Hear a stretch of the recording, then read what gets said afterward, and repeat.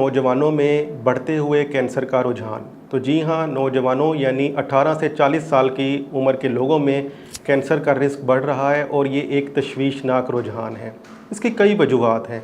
अहम वजूहात के बारे में बात करें तो है लाइफस्टाइल चेंजेस और डाइटरी हैबिट्स, यानी तर्ज़ ज़िंदगी और ख़ुराक में तब्दीलियाँ।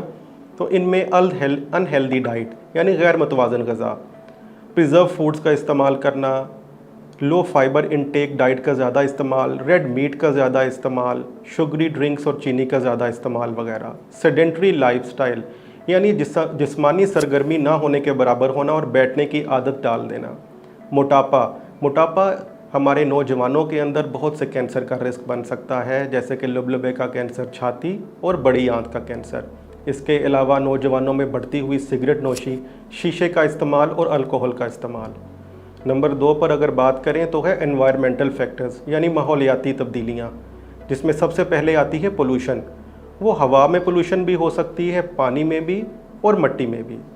खुराक और पैकिंग के अंदर केमिकल्स का इस्तेमाल, सब्जियों के ऊपर कीड़ेमार अदवायात का इस्तेमाल और खाने के अंदर प्रिजर्वेटिव का ऐड होना। इसके अलावा रेडिएशन का बार बार एक्सपोजर होना। ये कुछ माहौलियाती फैक्टर्स हैं जो कैंसर के रिस्क को बढ़ाते हैं।